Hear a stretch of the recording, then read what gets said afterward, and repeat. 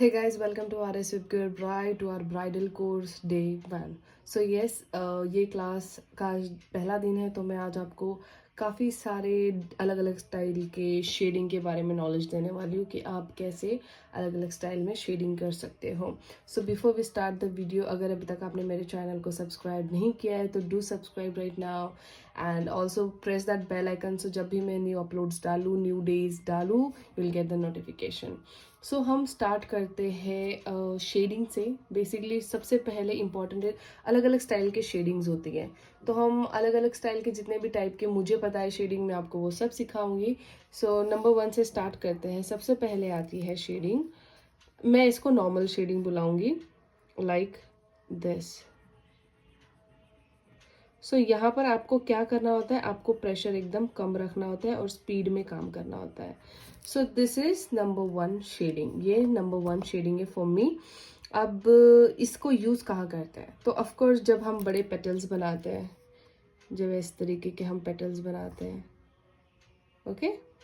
सो जब इस तरीके के हम पेटल्स बनाते हैं तो इस पेटल्स में ये वाली शेडिंग यूज़ होती है. तो अभी के लिए हमको सिर्फ शेडिंग के ऊपर ध्यान देना है, हमको और किसी चीज़ पे ध्यान नहीं देना है कि मैंने पत्ता कैसे ड्रॉ किया है. क्योंकि जिस दिन मैं आपको पेटल्स के बारे में बताऊंगी उस दिन मैं आपको सारे आपके डाउट्स, जो भी डाउट्स रहेंगे आपके पेटल्स के रिगार्डिंग, वो क्लियर करूंगी. ये मैं आपको बस एक एग्जाम्पल दे रही हूँ कि इस टाइप की शेडिंग कहाँ कहाँ यूज़ हो सकती है. तो इस तरीके से पत्तों में ऐसे यूज़ होती है एंड काफ़ी सारे अलग अलग डिज़ाइंस में भी आप इसको यूज़ कर सकते हो. So this is number 1.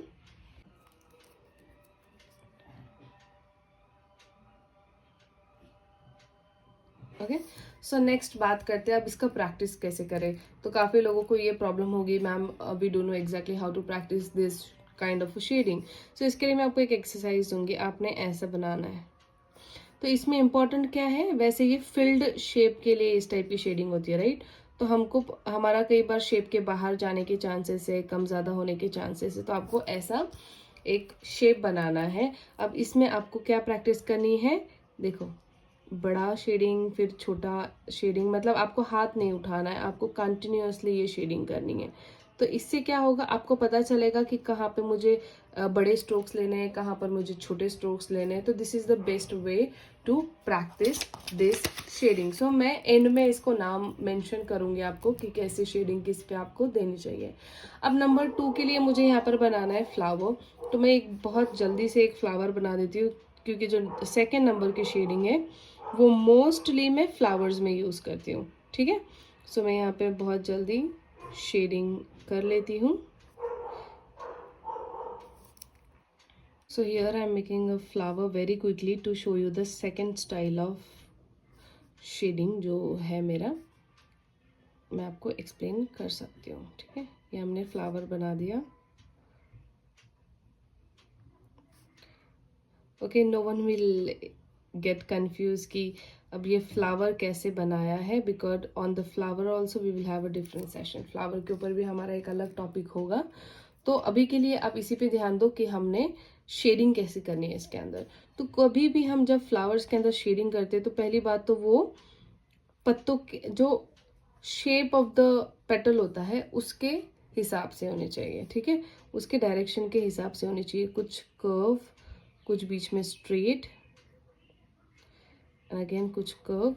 And दूसरी एक बहुत इंपॉर्टेंट चीज याद रखना, इसको कहते हैं स्ट्रोक शेडिंग. स्ट्रोक शेडिंग का मतलब होता है each and every line is countable. हम हर एक लाइन इजीली विजिबल है, काउंट कर सकते हैं.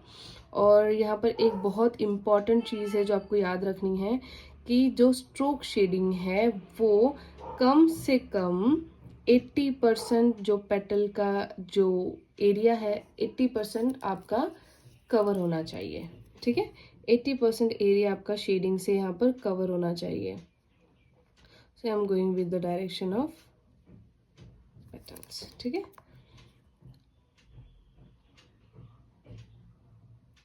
All right. So that's how you can see on the flowers इस टाइप की शेडिंग बहुत ज़्यादा खूबसूरत लगती है. ओके, उसके बाद बात करेंगे, I am not focusing on the flower right now, हम फ्लावर को सिंपल ही रखते हैं.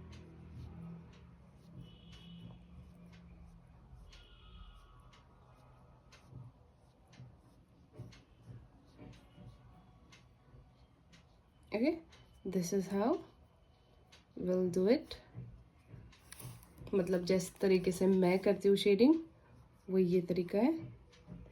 इस तरीके से आप दुपट्टा हो या कुछ भी हो आप रियल इफेक्ट दे सकते हो। एंड देन जहाँ कहीं ऐसे छोटे छोटे से गैप दिखते हैं वहाँ पे will give a very little bits of dot to give it a more natural effect. Okay, see like this, and that's how आप किसी भी इसमें शेडिंग कर सकते हो।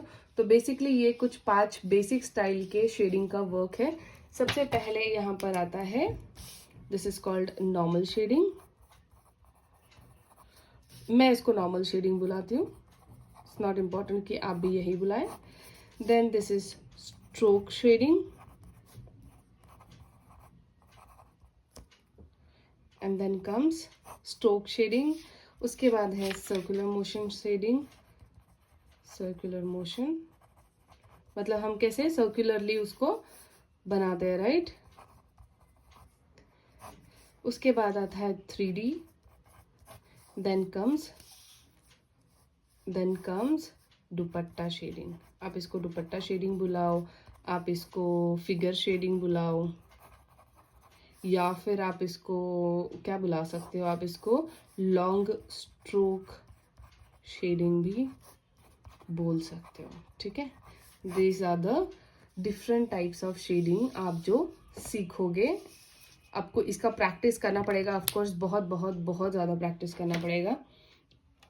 सो आफ्टर शेडिंग में यहाँ पर आपको एक बहुत इम्पॉर्टेंट चीज़ बताने वाली हूँ, बहुत ध्यान से देखना, ठीक है। मैं इसको कहती हूँ हार्ट ऑफ मेहंदी, मेहंदी का दिल। मतलब इसके बिना ना कोई भी मेहंदी इनकम्प्लीट है। मैं आपको ये चीज़ दिखाऊंगी भी, समझाऊंगी भी, और इसका प्रैक्टिस कैसे करना है वो भी बताऊंगी। बहुत बहुत बहुत इंपॉर्टेंट है ये, ध्यान से देखना। अगर आपको लगता है कि आपका स्पीड कम है, अगर आपको लगता है कि आपका फिनिशिंग नहीं है, तो मैं कहूँगी इस चीज़ के ऊपर काम करो। स्पीड फिनिशिंग दोनों ही बढ़िया लगने लगेंगे, ठीक है। क्योंकि ये वो चीज़ है जो मेहंदी में सबसे सबसे ज़्यादा यूज़ होता है, जिसको मैं कहती हूँ scallops. Scallops and now scallops होते क्या है, आपने ये चीज़ यूज़ की होगी, बहुत बार यूज़ की होगी, मतलब किया ही होगा। ऐसा कोई आर्टिस्ट है नहीं जिसने ये चीज़ अभी तक यूज़ नहीं की है। Every artist have used this scallops, but शायद आपको पता नहीं कि कौन से स्कैलप्स कहाँ यूज़ करने चाहिए या कौन सा साइज़ कहाँ पे यूज़ करना चाहिए। यस, मैं साइजेस के हिसाब से हमेशा स्कैलप्स बताती हूँ। सबसे पहले आता है 10। See, this is very small in size, like very very very small in size. बहुत यानी बहुत, दिख रहा है नहीं दिख रहा है, बहुत छोटा है। See I am zooming in and showing you कि देखो कितना छोटा होता है, ठीक है। एंड ये होता है सबसे छोटा साइज। देन होता है इससे थोड़ा सा बड़ा। ओके, सो ये नंबर 2 है। यहाँ पे नंबर 2 वाला स्कैलप्स में दिखा रही हूँ, एंड ये नंबर 2 है, मतलब पहले से थोड़ा सा बड़ा, बहुत ज़्यादा भी नहीं, थोड़ा बड़ा, ठीक है। उसके बाद विल सी नंबर 3। हाँ, ये थोड़ा सा बड़ा दिख रहा है, क्लियरली विजिबल है। ओके, ये थोड़ा सा बड़ा हम स्कैलप्स यहाँ पे निकाल रहे हैं। एंड इसके बाद आता है थोड़ा और बड़ा, and that is this. Okay, so now I will tell you कि ये इसके यूजेस क्या है और ये अलग अलग साइजेस में क्यों होना चाहिए। अब काफ़ी आर्टिस्ट होते हैं मुझसे कहते हैं कि मैम आपका डिज़ाइन जो है बारीक डार्क ऐसे बराबर बैलेंस कैसे दिखता है। तो ये उसका ना एक ट्रिक है, इसकी वजह से दिखता है क्योंकि मुझे पता होता है कि कौन से साइज़ के स्कैलप्स मुझे कहाँ पे यूज़ करने चाहिए ताकि डिज़ाइन फ्लैट ना लगे। तो सबसे पहले होता है ये 0 साइज़, इसको तो मैं कहूँगी ये मैं फिगर्स में यूज़ करती हूँ। whenever I am doing any figures तो मैं वहाँ पे यूज़ करती हूँ। ये है 1 नंबर। अब मैं कोई शेप निकाल रही हूँ, for example I am creating रफली कोई शेप है, तो शेप के जब अंदर मुझे काम करना होता है तब मैं ये वाला साइज यूज़ करती हूँ। उसके बाद आता है नंबर 2। ओके, अब शेप निकाल लिया। ओके, अब शेप निकालने के बाद उसको बॉर्डर भी दे देते हैं, राइट। बॉर्डर देने के बाद इसके साइड में बाहर आउट ऑफ शेप हम इस ये वाला यूज़ करते हैं। उसके बाद आता है ये होता है एंडिंग बेल्ट्स। कोई डिज़ाइन को देखो हम एंड करते हैं तो वहाँ पे हम इसको यूज़ करते हैं। जैसे जैसे हम आगे जाएंगे हम ये सारे टाइप के स्कैलप्स यूज़ करने वाले हैं, तो डोंट वरी। तो अब उसके बाद यहाँ पे देख लो कि इसकी प्रैक्टिस कैसे करनी है। हम इसको यही एंगल में तो नहीं करेंगे, नीचे से तो नहीं करेंगे, we will practise from every angle, right. हर एक एंगल में इसको प्रैक्टिस करने वाले, राइट। तो कैसे करोगे, तो मैं यहाँ पे कॉर्नर में आपको दिखाती हूँ कि इसको प्रैक्टिस कैसे करनी है। सबसे पहले तो आप एक स्पायरल बना लो, क्योंकि क्या होता है स्कैलप्स हम एक ही एंगल में तो नहीं निकालेंगे, हम इसको सिर्फ नीचे के डायरेक्शन में तो नहीं निकालेंगे, हम इसको हर एक एंगल में करेंगे, right. So starting with number 0, number 0 से हम स्टार्ट करेंगे। नंबर 0 हमारा है सबसे पहले number 0, like this. This is the best way you can practice any kind of scallops from every direction. आप इसको हर एक डायरेक्शन से स्कैलप्स को प्रैक्टिस कर सकते हो, like this. See 0 number, of course 0 number के बाद हम निकालेंगे 1 नंबर। एक चीज देखना, मैं मेरा पेज नहीं घुमा रही हूँ, I am not moving my page, मैं सिर्फ अपने हाथ का एंगल चेंज करके ही चीजें बना रही हूँ। सी ऐसे किया, फिर ऊपर से एंगल लिया, फिर ऊपर से किया, लाइक दिस। सो ये हमारा हो गया नंबर 2। अब हम निकालेंगे नंबर 3। नंबर 3 निकालेंगे थोड़ा और बड़ा,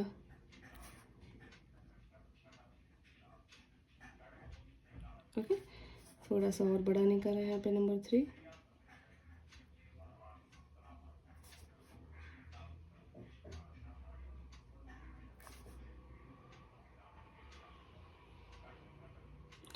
अब नंबर 4 निकाला, number 4। This way you can practice from every angle. इस तरीके से आप हर एक एंगल में प्रैक्टिस कर सकते हो।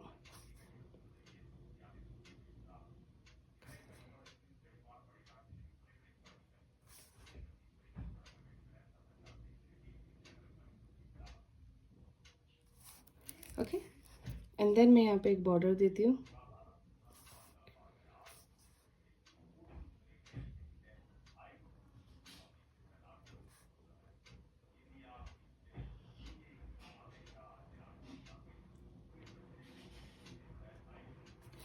Okay, and then again starting with the second layer same way, ये second number 0, then 1, then 2, 4, 3, sorry, then thick line, continue and so on. सो इस तरीके से आप सर्कल सर्कल सर्कल काफ़ी बड़ा, जब भी फ्री टाइम हो आप ये काम कर सकते हो। सो येस गाइज, ये हमारा आज का टॉपिक था। Day 1 is over here. So make sure do not forgot to subscribe the channel. अगर आप बहुत प्रोफेशनली सीखना चाहते हो, डीपली एक एक चीज़ सीखना चाहते हो, तो this is the best way you can learn. अगर आप स्पेंड नहीं कर पा रहे हो या फिर जो भी सिचुएशन है, टाइम नहीं है, तो this is the best way you can learn. So hurry up, do share this video, subscribe this channel and press that bell icon so that whenever I'll post anything you will get an update. See you in the next video. Bye bye.